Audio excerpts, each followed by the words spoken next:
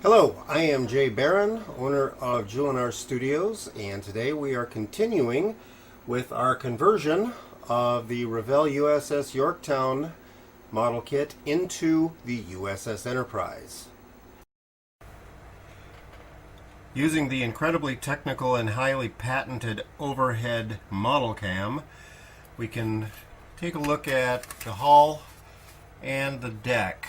Both of these pieces are going to require a lot of cleanup before they can be really done, worked with very much. We've got a seam that runs along the entire length of the bottom. There's a lot of flash pieces from where it was molded or attached to sprue. There are some, I don't know if these are molding accidents or what, but I don't know if you can see this or not, but there are some areas that look almost like a glue smear, but that is melted plastic right in there. There's one big one right there. I mean, these can all be cleaned up. There's a little blob sticking out. Also, back here I'm going to want to drill in for the propeller shafts, and all these little tiny holes here. I don't know if I can get the camera to focus on that or not, but there's all these little tiny holes, probably over 100 of them, that need to be drilled out. These are definitely portholes, but these could be for water draining. I can't really see a point of having a porthole sticking out aiming straight down at the ocean.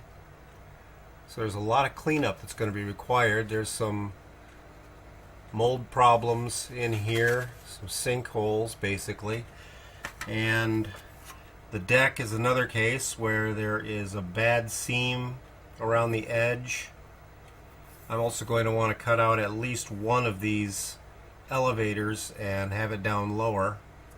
The biggest problem with the kit I've found so far is the airplanes. They are supposed to be dauntless airplanes. Every single one of them has a two-bladed propeller. They are supposed to have three-bladed propellers. I did find the decal sheet, and every single decal that is supposed to go on the wings is too big. So I'm going to have to make some new ones.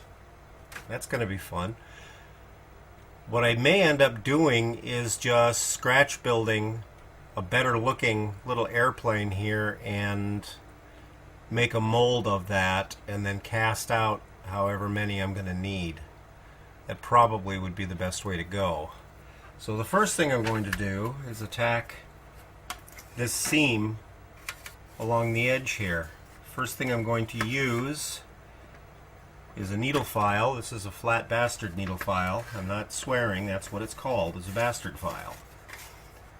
When you file the seams like this, you want to just be gentle. Don't try to do it all in one shot, because if you go too fast and too hard, you're going to scratch the model badly.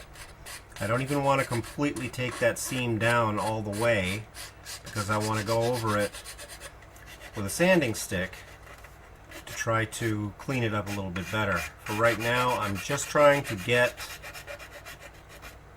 the worst part of the seam out, and then I'm going to use a sanding stick, which is a sandpaper stick, the same type of thing that you can get at a beauty salon supply to do fingernails. In fact, you'll find getting them from a beauty supply that allows the public to purchase, because not all of them do, but if you can get them from a beauty supply that allows public purchase, they're a lot cheaper than buying them from a model store. And yes, they are the same thing. They come in various grits, and they work very nicely. So I'm going to keep working on this, try to take off some of these this flash and these seams. And I'm not going to bore you with watching all of that, so I'm going to take care of some of this, and then I'll be back in a moment. This is a 180 grit sanding stick, and it's been well used, so it's probably down from 180, but I want to use this to clean up some of my seams here. I'm trying to go around, rather than filing flat, I'm curving my hand like this so that it helps follow. In most cases it helps follow the roundness. In some places it's flat, just hand it flat. I also noticed some pretty heavy flash on the upper part of the deck, or upper part of the hull. Flash is those super thin little edges of styrene that'll sometimes stick out on a model. Around the edges, that's from extra styrene squishing through the edge of the model, the edge of the mold.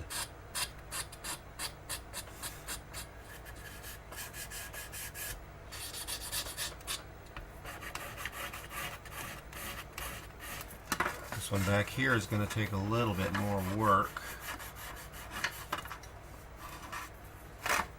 because this has a few interesting curves to it. This part is actually swooped in like this, whereas this part is much more rounded, so trying to recreate that. They molded the rudder in this model directly into the plastic, and that's a pretty tiny rudder. No wonder it took forever for these things to turn.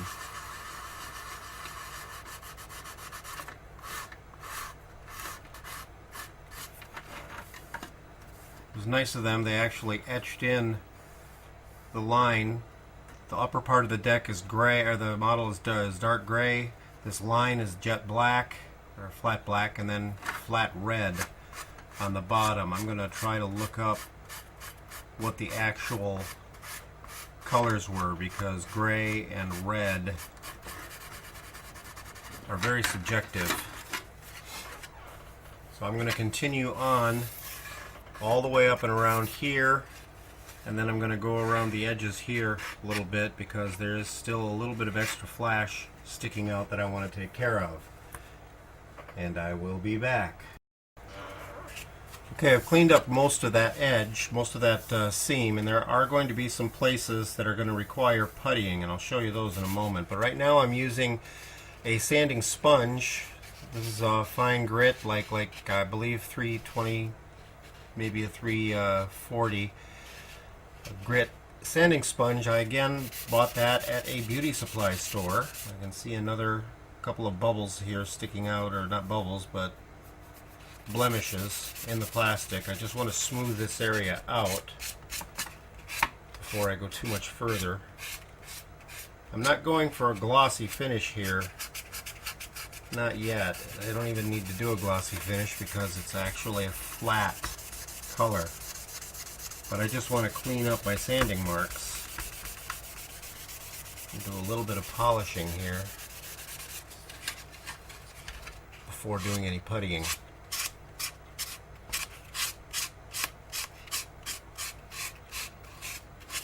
I could also wet sand this. That's one of the nice things with these sanding sponges, is most of them you can do wet sanding.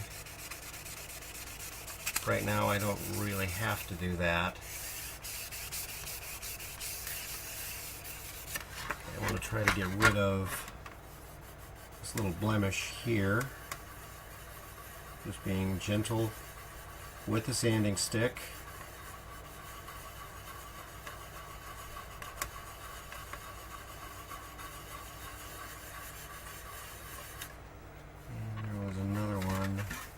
Sometimes you got to hold it up to the light so that you can see them. Another one right there.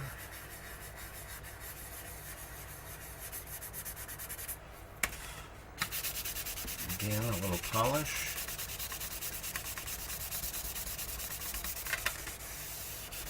Okay, I think the camera can pick up. You can see on that little edge there where it actually sinks into the plastic rather than sticking out. Those areas are going to have to be puttied. Now you can use a number of different things to putty them. There is the squadron green, squadron white, things like that a lot of people will use. I use almost exclusively an auto supply product, Bondo glazing putty. I'm holding it upside down. Good. Bondo glazing putty. This is a red putty that works very, very well. However, for this little strip, this is such a fine little strip, I don't want to blob a big thing of putty in there. There is a product on the market that you can purchase that is called dissolved putty. Now, dissolved putty is dissolved putty. I don't see any reason why you should go out and buy something when you can make it yourself. This is this red putty mixed with lacquer thinner. And I just take a small brush, not a real super fine high-end brush. This is a cheap little nylon brush. And just gently run it down that seam.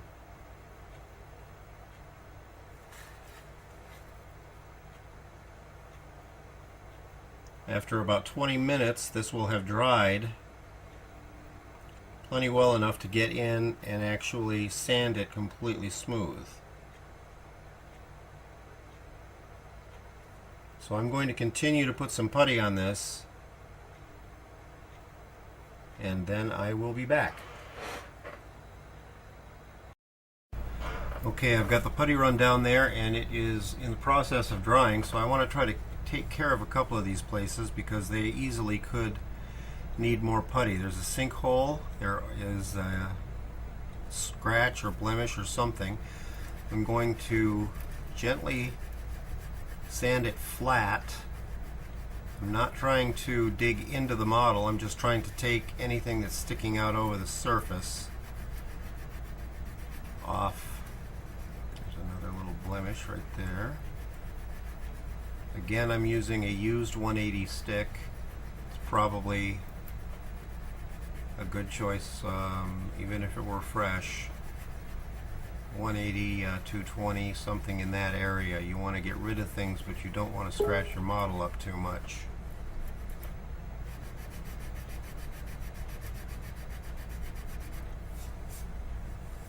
Okay, that's going to require a little bit of filling, but that's what putty is for. And I didn't show you, but I clean up the putty with off of the brush with a little bit of a bottle with acetone. Okay, there's another real bad one. I don't know if you can see this or not, but there's another real bad one right there. Right there. So I'm going to try to take care of that. Same way. I may lose one of the drain holes or portholes, whatever those are. I'm not a ship person, so I don't know. If anybody knows what all of these hundreds of little holes are along here, please let me know. In the first video I stated that the Yorktown had on the deck large letters YKTN,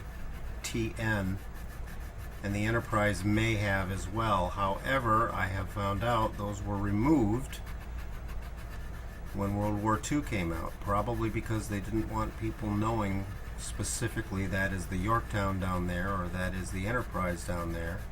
That is just an aircraft carrier. Okay, that's almost cleaned up.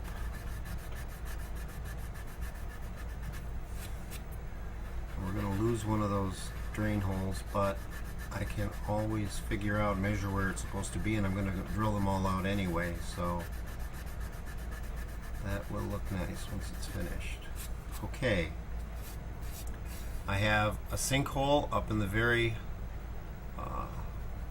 front part, the fore, and I've got a couple of other little sinkholes and things like that that I want to fix. So for this, I'm going to use the actual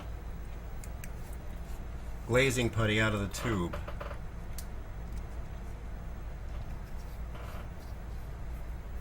I have a little dental tool here that I use to trowel in putty. Don't worry about it sticking out too much. I want to get it out of that hole. That's one of the mounts for the propeller shaft.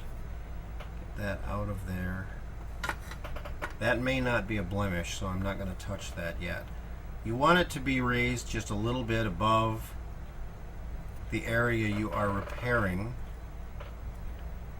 because then when you sand it flat, it'll be fine. This one, well, maybe a tiny little bit.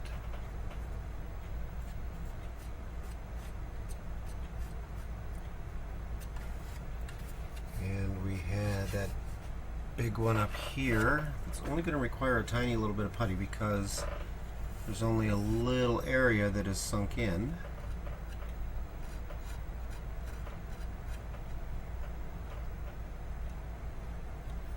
And then I'm going to put some putty into that sinkhole. I want to rough it up a little bit just so that the putty can grab a little easier. This putty attacks styrene, so you want to be careful with it, but you want it to actually attack styrene because you want it to almost melt the very, very surface of the plastic so that it has something to stick to and so that it can stay. There's few things more frustrating than sanding and having all this putty that you've worked real carefully to get on there suddenly come flying off in one big chunk. Okay, I'm going to do this in 2 layers. First I'm going to press in the layer of putty. Get off of that. I want to retain that line. And you always want to work in thin layers. You don't want to put a great big glob on all at once. I'm going to let this dry and then I'll put another thin layer over the top of it. Yeah, there's a little bit of a sinkhole on that side too. And you see, this is dry to the touch, but it is certainly not dry enough to sand. Not yet.